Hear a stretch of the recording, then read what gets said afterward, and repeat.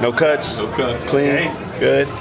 Right. That's a change. Oh yeah, a big highlight for you tonight. What happened to the not getting hit part of the game plan that you were going in with? Yeah, it kind of went out the window. Once you get in there, it's just action reaction, and I love the thrill. I kind of something about getting hit. It turns me on some way. It's just like I thrive in that environment. Coach says I thrive in chaos, and I created some chaos in there, and look what happened. Yeah, pretty phenomenal knockout. I mean, is that the single greatest highlight of your career, you think? 100%. I've never had a out cold knockout in my MMA career. 26 pro fights.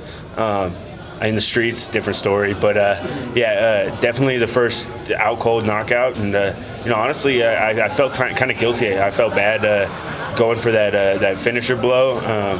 But Herb wasn't there yet, and I didn't know if he was going to bounce back up and hop in on a single leg. So I just had to take those shots. Did you regret going for that finishing shot? Yeah, exactly. Afterwards, when he was still on the ground, I felt remorse.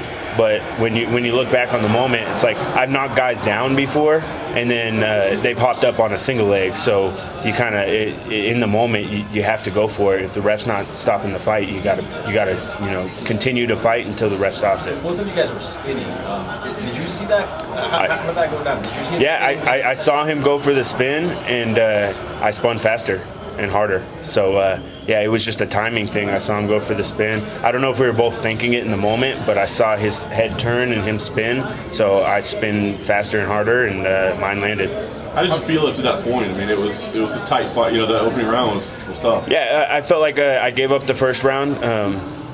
Almost willingly. I didn't plan on going to the judges' scorecards. I knew I wasn't going to get a decision here in Mexico fighting a Mexican fighter.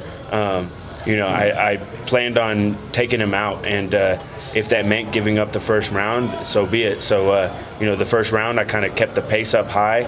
He got that takedown, and, halfway through the round, I kind of knew the round was his, so I just kind of stayed in his face, had him, continue to throw strikes and, kind of just let him wear himself out. And I knew the longer the fight went on, he wouldn't be able to keep up the kind of pace I put up. I know there's still a couple fights left. You want to count your money before it's there. But, I mean, when you have a moment like that, do you let yourself start dreaming about the 50K?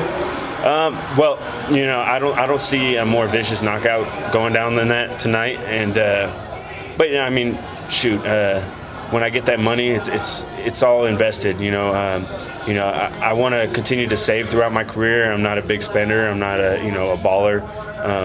I'm providing for my family. I'm providing for the rest of my life. We can only fight for so long, so I want to keep stacking up money, invested into smart investments, and just keep growing my worth. And you were there on the cage with the American flag on your knees, and you kind of stayed there for a bit. And it kind of looks like you were reflecting on something. What were you thinking? I was praying. I was praying for my opponent's safety. I saw him laying there. He was out cold, and I felt bad. He would have done the same to me, and I'm sure he would have felt remorse as well. From bell to bell, we're in there to hurt each other, but after the fight's over, it's all love. I care about this person. He's chasing the same dreams I'm chasing, and so I was praying for his safety, and I just hope he makes a full recovery and bounces back. And how do you feel the Mexican people in that moment?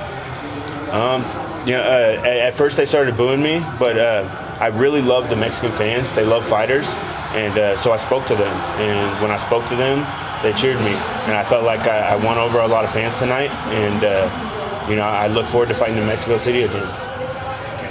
What's next for you? What's next for me? Shoot, the sky's the limit, man. Honestly, I want a top 15 opponent. I know I'm not in a position to ask for or call my shots, but I want somebody that's going to go in there and try and take me out. I don't want somebody that's going to try and run away from me. I want somebody dangerous, because when I fight somebody dangerous, that's when I hurt people, and that's when you see the best version of me. So honestly, I'd like to fight by the end of the year, and I'd like to stay active. That would be for this year, and I want to fight somebody dangerous.